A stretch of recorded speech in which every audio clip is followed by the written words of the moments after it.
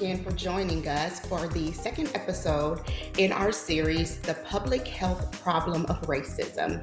This series episode is titled The Social Determinants of Mental Health.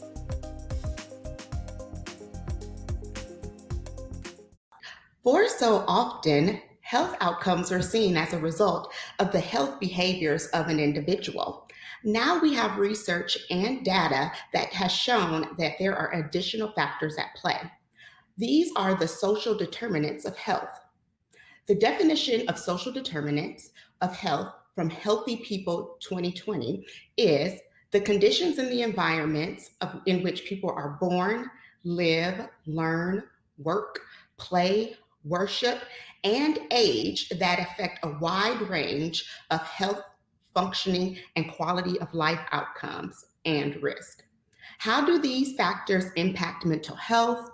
How can therapists address this with their clients? What are the public health implications? Today, with our guests, we will be exploring all of these issues. I will first introduce myself. I am Dr. Patience Ruffin. I am a therapist with The Becoming, and I will be moderating our panel of guests today. I will let each panel member introduce themselves. We will start first with Brandon. Brandon was with us for our first series or episode in our series, and so he's going to take an opportunity to reintroduce himself to our guests. Go ahead. Thank you so much, Dr. Patience. So I'm Brandon Johnson. I am an independent contractor with The Becoming. And outside of that, I do my work in suicide prevention, particularly working around suicide prevention within faith communities and within the African American community, with a special interest and focus on young African American children who we know are disproportionately being impacted by the issue of suicide. Outside of that, I do some work, particularly in developing content for mental health for the African American community, with a video podcast on YouTube that's called the Black Mental Wellness Lounge. And so I am excited to be here today. Thank you for joining us again, Brandon. We're so excited to have you. Our next guest is Dr. Jewel Gibson. And Dr. Gibson, could you please introduce yourself? Yes, hello. I'm so glad to be here. I'm Dr. Jewel Gibson. I'm a doctor of nursing practice, and I'm also a family nurse practitioner. And I am just grateful to be able to work with Integrative Health Center. And what they do, they offer services to organizations like The Becoming, psychotherapy clinics, and other providers, just to make sure that psychiatric services are available, especially via telehealth. And so I'm very honored to be a part of that organization and to work with The Becoming. What I do, I've been a nurse practitioner for 18 years. And so I've had the opportunity to work in multiple specialties, from internal medicine, family practice, and preventive medicine, integrative medicine. And so I've had a whole lot of different experiences. One of the experiences that I love the most was really being a part of a healthcare organization, to be able to go into the homes of thousands of people that are on Medicare, just to render services, preventive services to them. Another thing that I'm excited about is just the opportunity to do clinical practice, and just to know that there is definitely, and there's always been a need for psychiatric services. The problem is that, being in primary care, we're treating sicknesses and disease, and oftentimes we're leaving out mental health. And so I've always had a passion about mental health, and decided recently, last year, after 18 years, to go back and to get a specialty in psych, so that I could provide holistic services to people, because I realized that mental health was really a causative factor of many of the physical ailments that I was seeing in the clinic. And so went and did that. And so I completed that this year, and excited to be able to be an FNP and a psychiatric nurse practitioner as well, to be able to offer holistic services. One other thing that I'm excited about, especially as it pertains to mental health, is that I've also been, I've worked at a church for over a decade. And so to be able to bring in that spiritual component, the physical component, the mental health component, I'm excited about combining all of those three to help to deal with people holistically. And so that is my vantage point. Those are my experiences, and I'm excited about dealing with mental health because I realize that if your mind isn't healthy, your body isn't healthy, your spirit isn't healthy. And so we just need to look at all of those holistically. And so that's what I bring to the table, hopefully. Thank you, Dr. Gibson. We are so glad to have you here with us as a panel guest and excited to be working with you through the Becoming. I'm looking forward to that. And last but never least, we have Dr. Lacrecia Dangerfield. Dr. Dangerfield, could you please introduce yourself? Yes, thank you so much for the opportunity. My name is Dr. Lacrecia Dangerfield. I am a licensed professional counselor with a doctorate in counselor education and supervision. And with that, that means that I enjoy working with the mental health professionals. So I do a lot of supervision and helping other professional counselors to actually find their space and really create their professional identity in our field as they're going out to impact the world and the community. I started this journey from the business profession, but then came into the mental health profession a little over 14 years ago, working in community mental health and being able to see the impact that mental health has had on communities of color. When I first initially started out, I started out in the what people probably would say the suburbs, and I realized that they didn't understand that mental health impacted everybody. But then I moved into more of a private mental health community agency and worked with different individuals, from relatives that were caring for relative kids, where they were the primary caregivers, for women who were receiving subsidies to be self-sufficient, where they had factors like learning disabilities, um, mental health issues, alcohol and drug issues. But these things were showing up and they were having impact on their own self-sufficiency. And so moving myself up into the in the agency, I was able to also come from a vantage point that I became the program director of working with counseling and community-based services, and still being able to see that we had individuals that wanted to help the community but did not look like the community. And so being able to make sure that programs were providing information and services that would impact the family as a whole, and not just the mental health aspect, but also looking at how they could help them with their education, with their food intake, those things like that, making sure that it was a holistic approach to the work that we were doing. But then also, after a while, I decided to step away from that and to go into my own practice. And that practice was really is around helping other mental health professionals to show up and be who they are so that they can impact the people that they're called to serve. And also looking at mental health from the faith-based perspective, working with churches and other faith-based community agencies to help them to share up their leadership around mental health, because sometimes I think leadership forgets that mental health is a part of who we are. Not only is it our physical being, but it's our mental being and our spiritual being.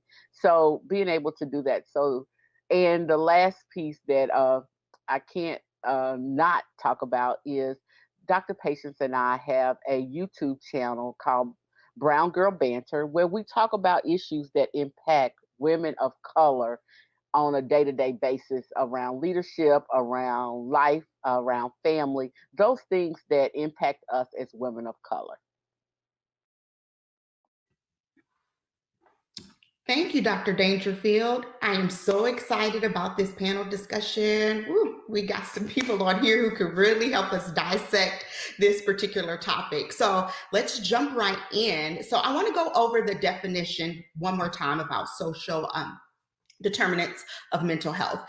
Again, this is from Healthy People 2020. It says the conditions in the environments in which people are born, they live, they learn, they work, they play, they worship.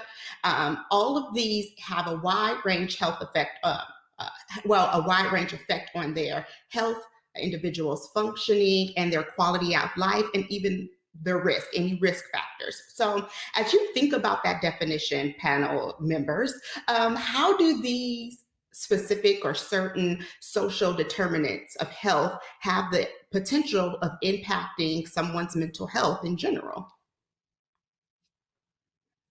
Do you want me to direct it to one of you? We'll start with you, Dr. Dangerfield. This is funny, but no. If we think about us being humans and how we relate in society, how we relate in our environment, how we relate in life day to day. So all this impacts who we are as human beings. So yes, we look at the physical aspect. So if you're not eating healthy, or if you don't have access to the foods that will help you live healthy, or if you were not taught how to eat healthy, then it has an impact on your mental health, because we know we are beings that we can't take the mental part out. Can't take that out of us. So we know that there's certain things that impact our thinking process. So there's certain foods, there's certain activities that impact the way we see the world. And so if we feed our body from a physical aspect, things that are healthy, then that means it feeds our mind. But then if we're in environments that are not conducive to growing our mental health, not conducive to growing our physical health, our spiritual health, then that has an impact on how we show up.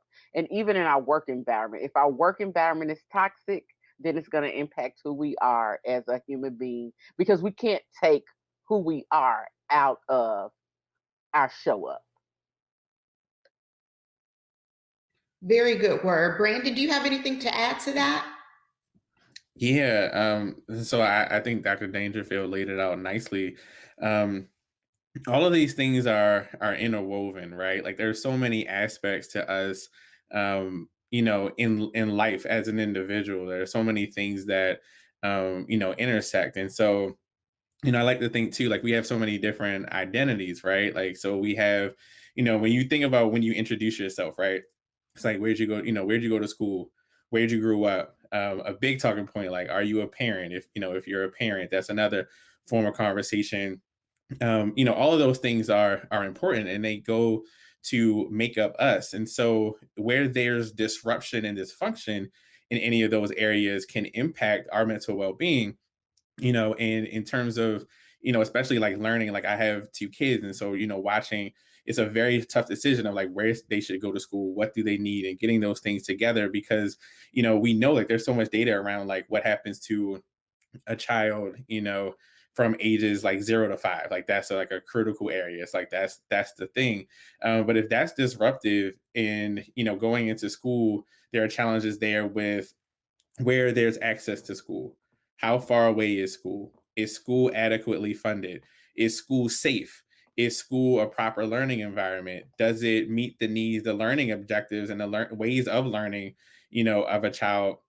Is that school a place of a food source, for that child? We're seeing a lot of this like during COVID, like all those things like come into play. And that's only one part of it, like of that definition that you gave, that's only one piece of it.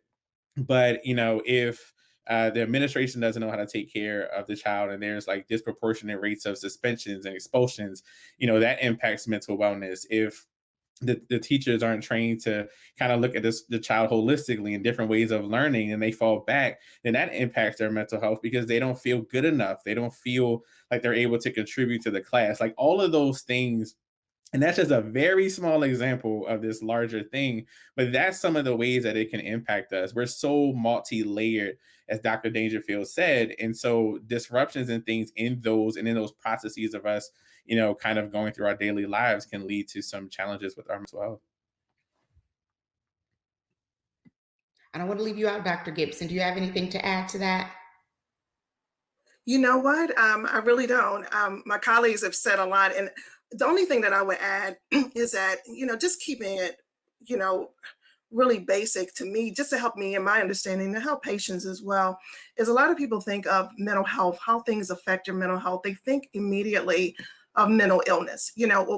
And so I just want to kind of go around the corner with that and just say, mental health, I always say, explain to me like I'm a fifth grader, because sometimes I don't think I'm smarter than a fifth grader. So the thing is that, how does it guide, how do these things that we're talking about, how does your family, how does where you live, your community, your school, your job, how does it affect how you think, how you act, how you feel, how you make decisions, how you relate to others, how you handle stress, how do you make choices? And so, mental health, being well mentally, incorporates those things. Okay, it's not I have depression, I don't have all these other things. It's not that. It is, how does it guide that? And like you all stated so eloquently, that these different places affect us in different ways, and we have to realize that if we aren't healthy mentally, we will not maneuver life situations, school, home, community, family, relationships, church. We will not maneuver them successfully if we aren't well, if we're not thinking well, if we're not feeling well emotionally, spiritually. And so I just wanted to connect those, because again, I see so many people in the clinic say, I'm nothing wrong with me, I'm fine, I'm mentally. No, let's revisit that. So that's the only thing that I want to interject. That's amazing. I totally agree with that. It's funny because the next question I was going to ask was like, let's look at some of these a little more specifically. Let's look at education and employment. But this panel, you all have addressed that so eloquently. But there is one that I think is very important, and I, would really want to talk about that, because I do think this gets minimized in our community, is the impact of where you live, that built-in environment, where you live, who you engage with, those daily activities you do outside of work. How are those social determinants a factor in mental health? How are they, in more detail, how can those specific things, where you live, that built-in environment in the home, or your neighborhood, the friends and peers that you hang around with, how can those things specifically impact mental health? You want to start with Dr. Gibson? I can do it. I think Go so. for it. So look, here we are. If you're dealing with community, community nurtures. It can nurture your mental health, or it can really adversely affect your mental health depending on your community. So you look at community. A community is a place of where you have care. Oftentimes you can have a community where you belong. You belong there. You feel comfortable there. You feel safe there. But then depending on where you are, what your community, what it's like, it can also be a place of great fear, anxiety, isolation, feelings of being trapped. You're hyper vigilant because you're always looking over your shoulder. Look, Brandon, I'm from Baltimore City, born and raised, okay? When I came to Nashville, Tennessee, if somebody runs up on me too quick, I'm looking, okay? Because again, that's where I'm from. That's what I know. Okay, so I may have a little bit of PTSD, but the more the story is this, it's a whole lot of things. You get encouragement from your community, support, but then you have some communities where you're the target of extreme bias and racism, where you're always having to, you're suppressing your feelings. You're taught to suppress your feelings. You're taught to deny things. You're taught to displace, you displace anger and rage. So it's a whole lot of things that can happen in a community, both good, and bad. And so we cannot, and do they affect us? Absolutely. They affect us depending on your experience in community. And that's where we run into problems, especially when we're dealing with mental health and we're dealing with health. We think that every community is the same. Well, no, it's not. Every community is not the same. So we have to be sensitive and do deeper dives into what is your community like, and not have an idea that, well, you live in this gated community, you're fine, you're Black. You live in this gated, you're fine. No, because you can afford to live there, but you're still isolated because you're not a part, oftentimes, of the community. I'm just, putting that there. Then, one more thing, I want to go to church. Can I switch over to church real quick? Can I go over there? Okay, so you're dealing with church. Church.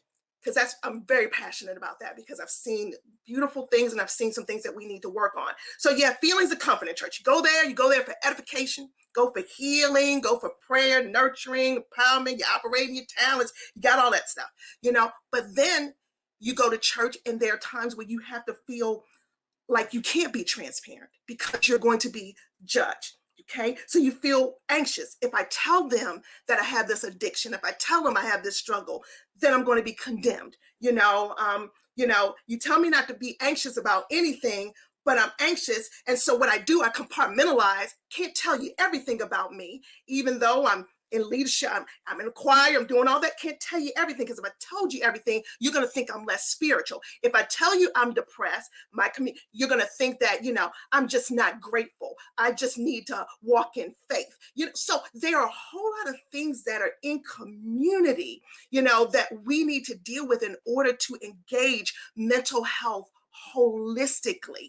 And so those are things that we got to come around the corner. So when we start talking about things that we can do to help, then I want to jump in there. I'll let somebody else talk, but those are some things that I'm passionate about.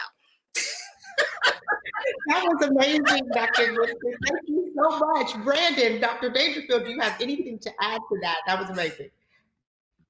Yeah, I'll jump in. First of all, Dr. Gibson, I didn't know I had a fellow Baltimorean on here, but awesome to know that piece of it.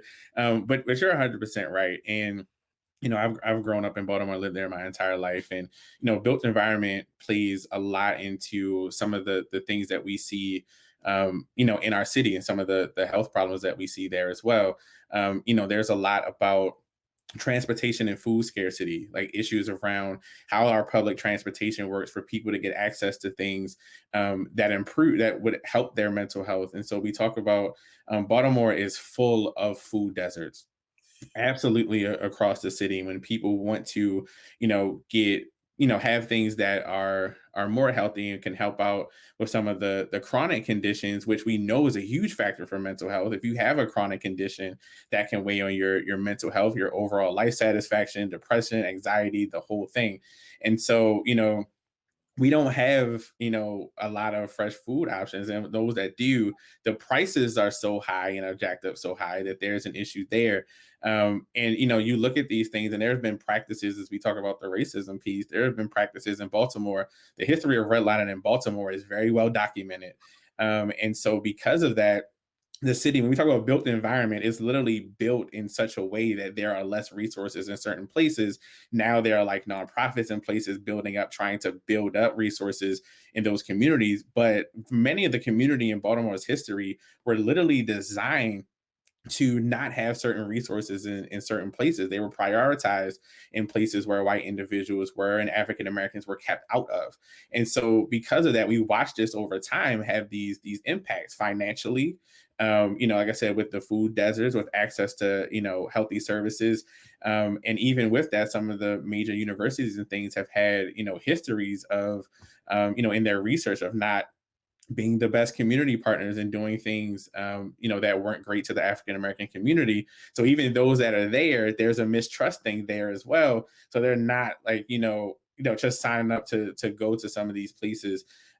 So these things have impact. And even when you get further out into some of the rural areas, there are less resources in some of the more rural areas. And when we talk about this this racism piece, every place that is a resource isn't necessarily of benefit for you to go.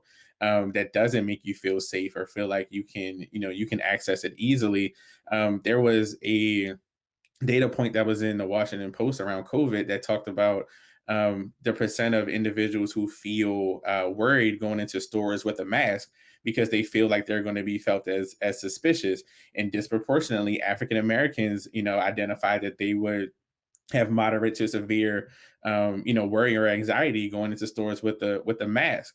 So, again, if you only have stores that are operated by people that don't look like you, your propensity for feeling that anxiety is higher. So, like where things are, how they're situated, and why they're situated that way, absolutely, in that built environment has impact.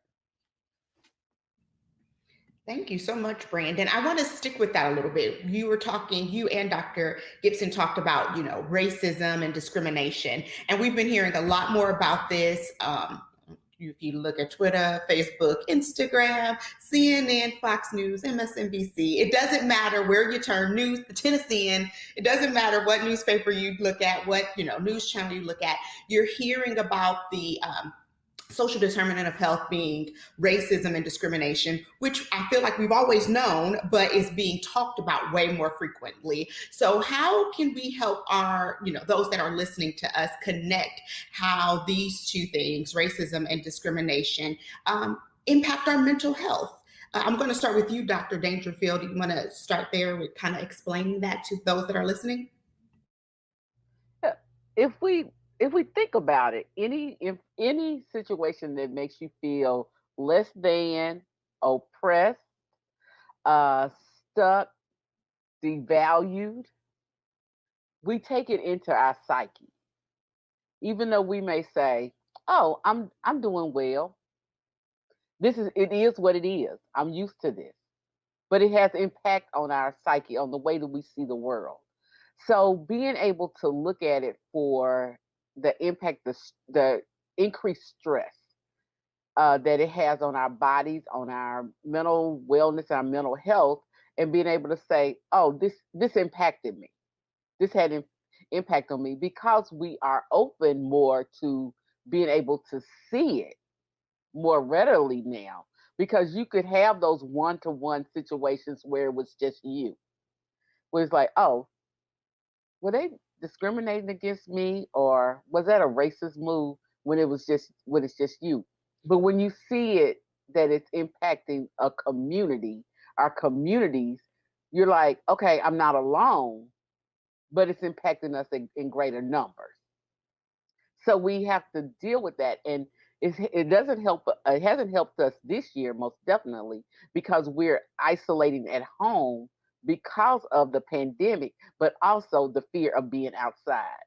Because you're like, if I go outside, what could happen to me? Or if my children go out, what can happen to them? So it creates that hypervigilance, that increased anxiety, because especially because I work with a lot of high functioning women that are really high achievers, but they're dealing with more anxiety and depression because they're seeing this play out on television, and then also seeing it in the workplace, because people used to be more, they would be slick about what they did. Now they're more blatant about it. And it's like, "Oh, this is really what's happening." I explained racism for us, people of color, as being in a domestic violence relationship. It happens. They apologize. "Oh, that'll never happen again. Oh, I didn't mean to hurt you." Then we get back into a level of comfort, abuse one more time. But now the abuse is cycling more. And it's like, "Oh, this is impacting me more, not only my mental health, my physical health, my spiritual health. It's making me question what's going on." And as a community, especially the African American community, we like, when will we get a break? So it has so racism has a major impact on the mental health, the mental wellness of individuals, especially in communities of color. And the other piece, before I finish up, is not having access to care, especially mental health care, because it's not a lot. We're on the come up of mental health professionals that look like us. The numbers are increasing, but we're still a small percentage. I think the last research I looked, we're less than 8%. When you think of how many billions of people are in the world, and we still just less than 8% of mental health providers, that says a lot. And so if you don't have anyone that looks like you to go to, that you feel like can understand you, you bottle it up and keep it inside, or keep it in the family, because we're not going to talk about it because no one else is talking about it.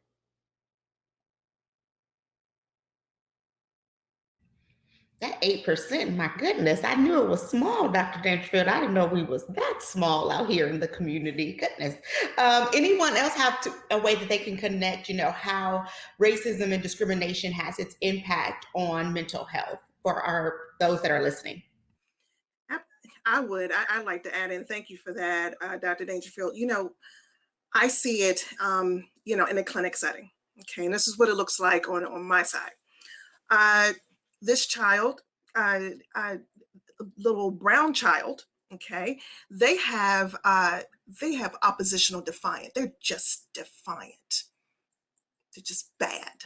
Okay, you send a parent home 100 bad faces. Okay, frowns. Right, and my brown child is being told, you're just bad. You're just hitting that child with negativity day after day because you don't frown face. Okay.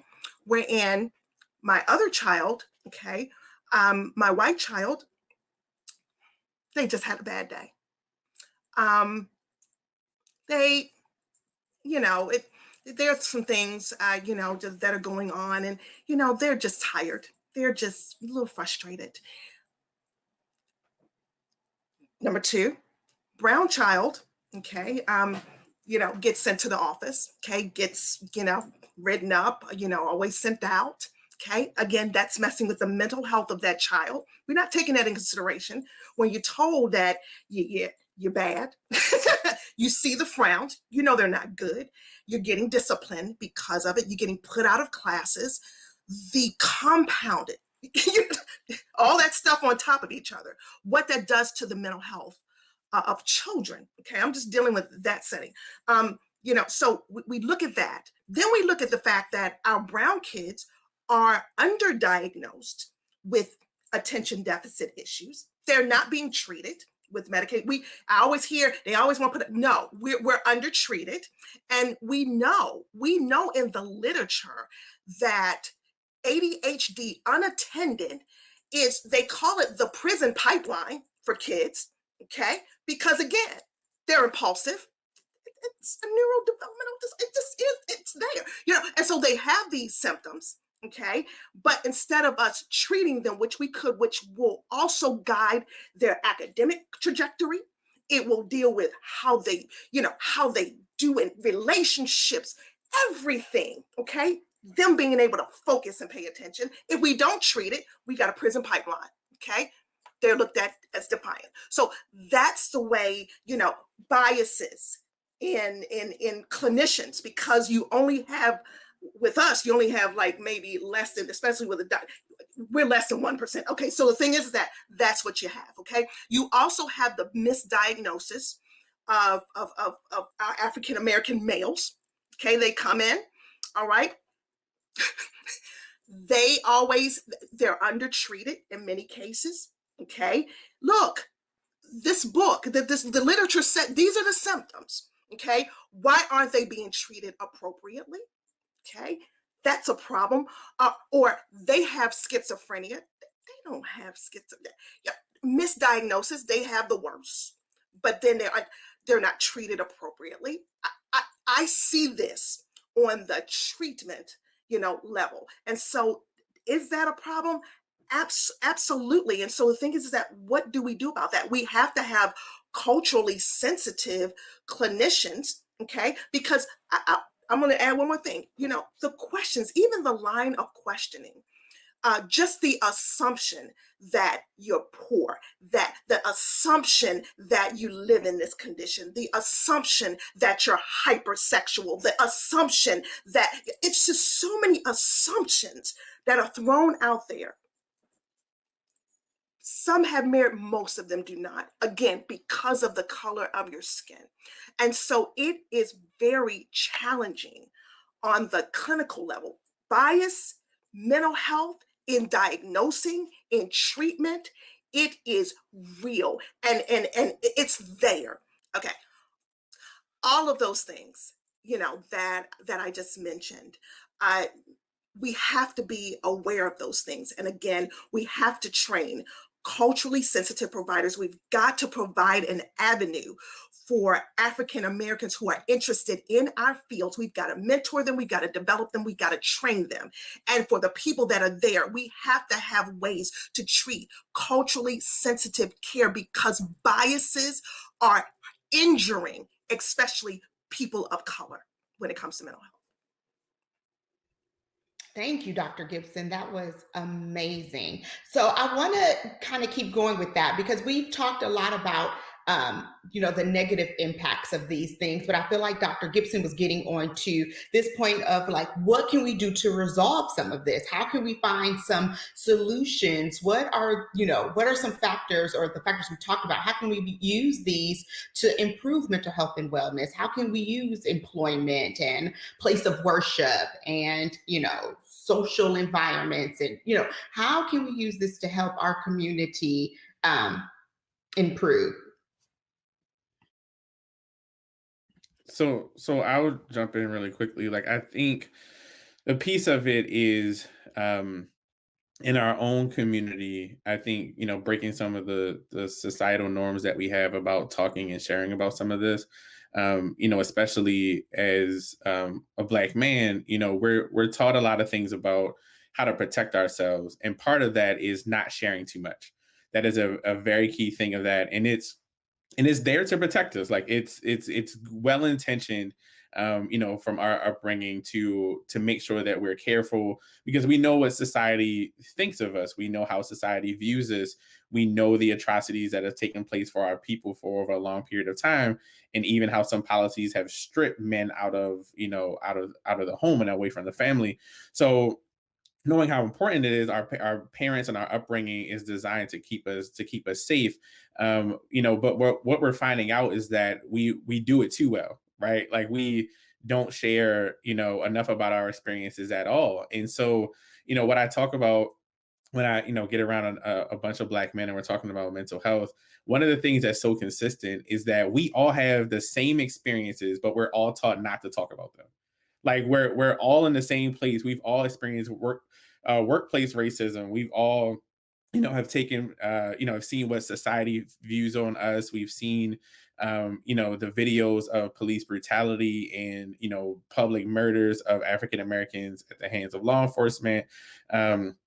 We've seen all sorts of things, and how our athleticism is more of benefit to our society than our minds and our presence. So notably, the comment about LeBron, which was shut up and dribble, all those kind of things. Like, we know those things, and those are on top of just wanting to be a provider, be there for the family, like manage all the other things that any other human being has.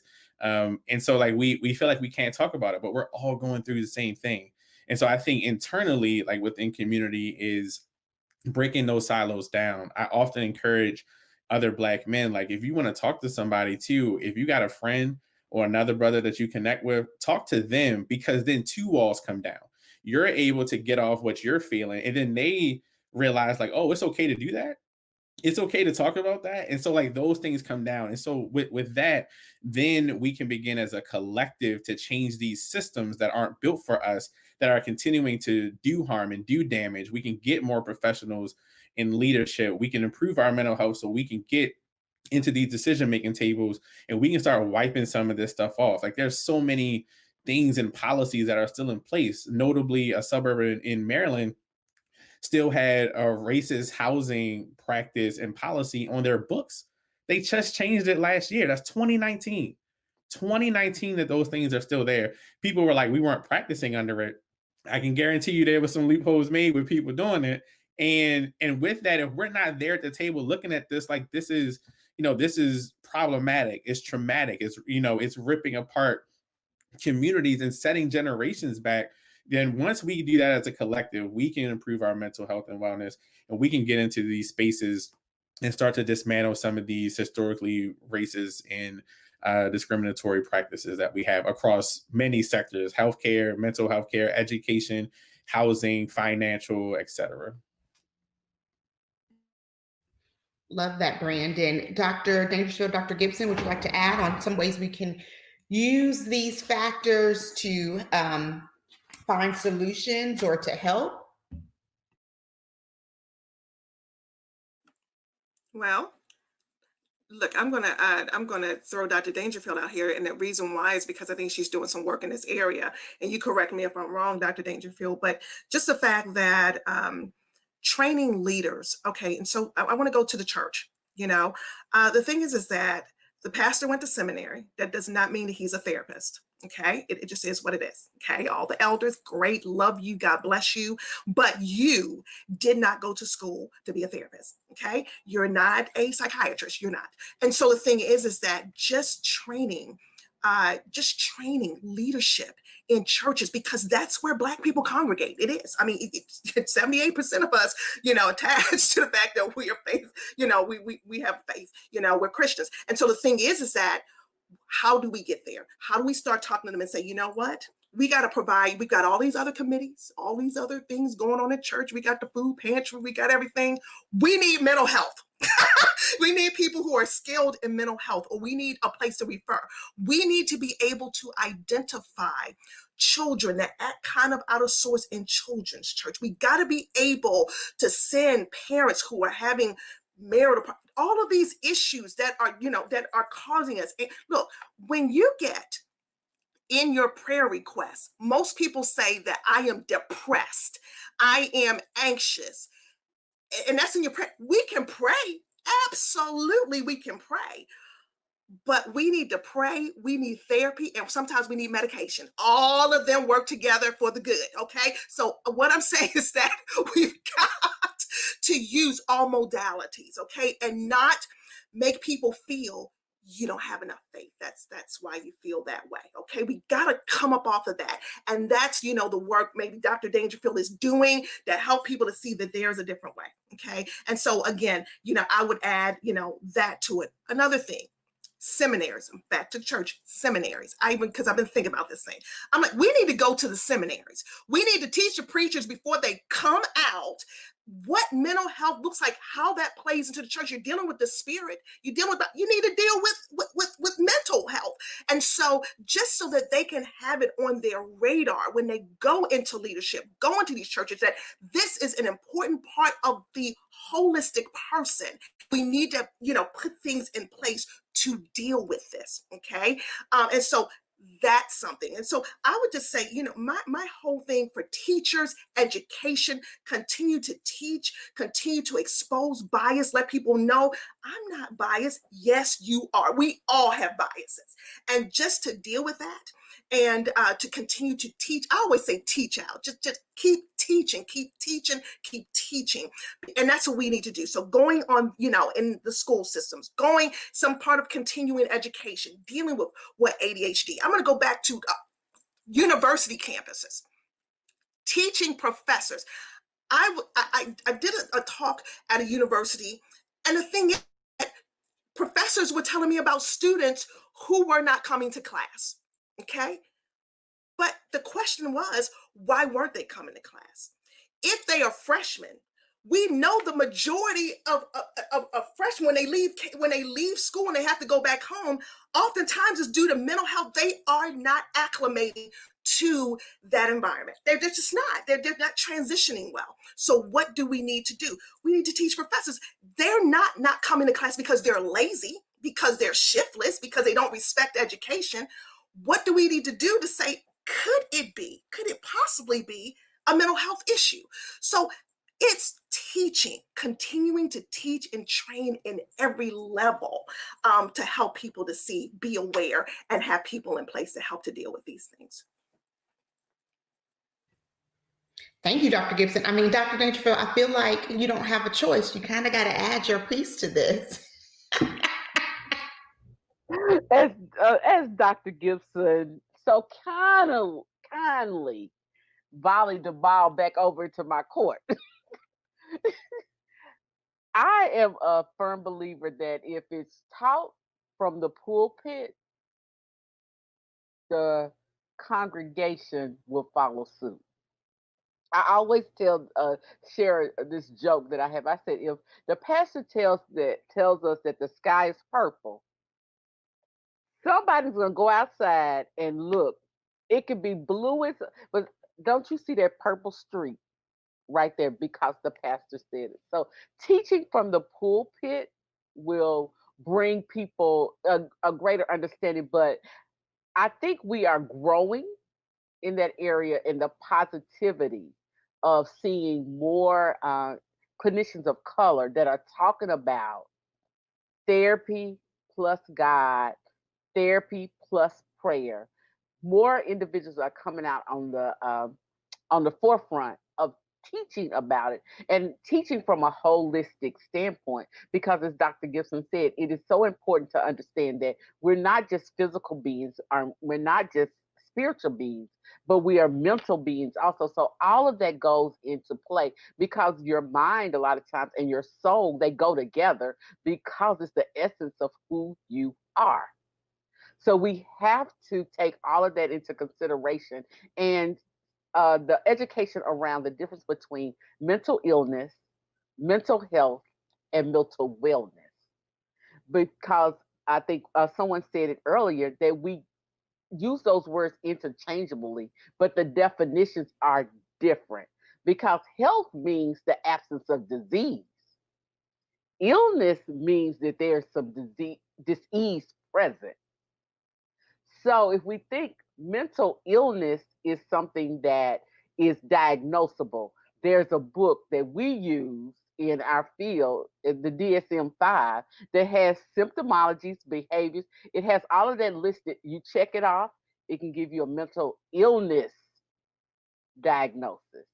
Your mental health is where you're working to keep yourself healthy from that standpoint. So that could be reading positive information every day, breathing, deep breathing to keep your mental health in order.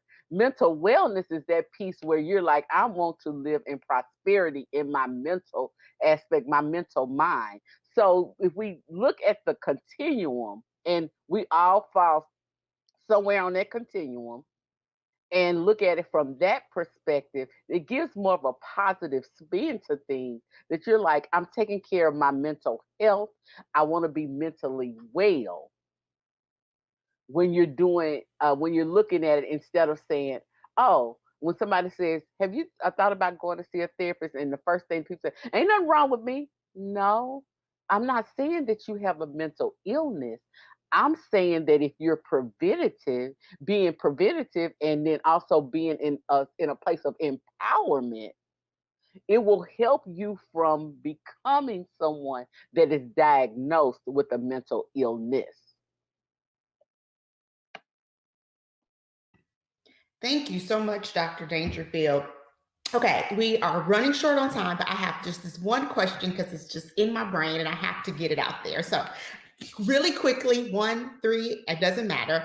As we were talking about these issues and we were looking at race and discrimination and racism, and we're looking at the church, and we're looking at, environment and schools and things of that sort. The thing that I often run into when I used to work a lot with supervisees or, counselors in training was their inability, I'm going to say, or fear to, and these could be counselors of any color, to address these particular issues, these social determinants. So they, I don't know, cowered back, didn't feel comfortable, didn't know how to go, how to move forward with this, especially when maybe it was a white counselor with a person of color. So if you could provide any input on how to help them become more comfortable and addressing the identity or the issues or the social determinants that people of color deal with on a day-to-day basis, what are some things that you would advise for them, recommend for them to do in order to be more comfortable if this is the population that they're going to be working with?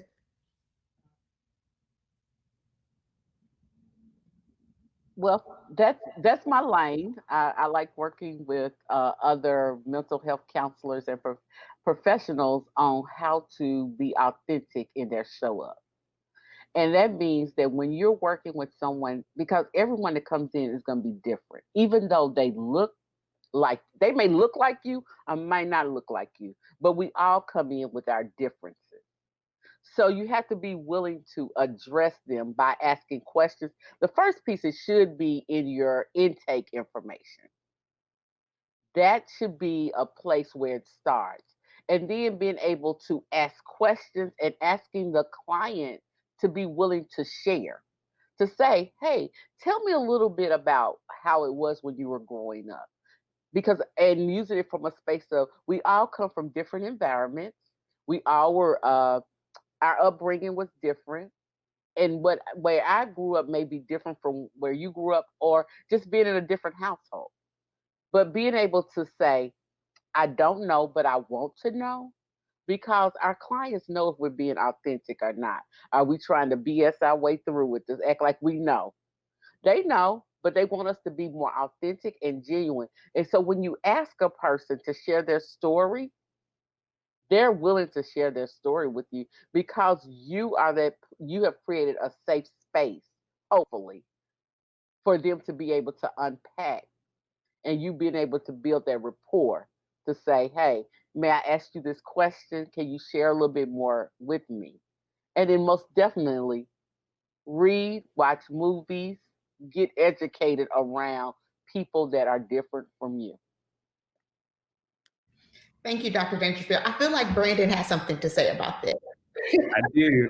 I wanted to jump in because I was like, Dr. Dangerfield is preaching. So like the other piece of that, like if you put on the end, Dr. Dangerfield is so critical. Like do the work, like show up and don't put all of the emotional labor on people of color to educate you on everything else, on every little experience and things like that. Like there's so much knowledge and resources out there. Like just make sure try to keep yourself as up to date as you can. Like exhibiting that culture of humility is great. And it's just saying like, hey, like I don't know everything about this. Like I'll do that work. And also, but I understand that it's of great impact and importance to you.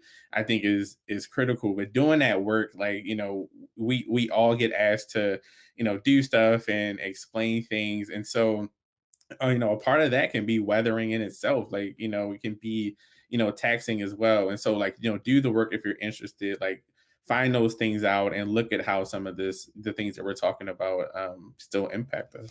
Awesome. Thank you, Brandon. Well, we are about to end this particular series. It has been such an amazing conversation to have. I appreciate Dr. Dangerfield, Dr. Gibson, Brandon Johnson for participating and sharing with us from their work experience and from their knowledge, and how these particular social determinants have they've seen the impact of them in their line of work. So thank you all so very much. We appreciate you keeping this conversation going. We are excited to announce that our next series or next episode in this series is going to be on cultural sensitivity, topic I love. And so I am looking forward to the information we plan to share with you in our next panel discussion. Thank you again for participating and being a part of this with us.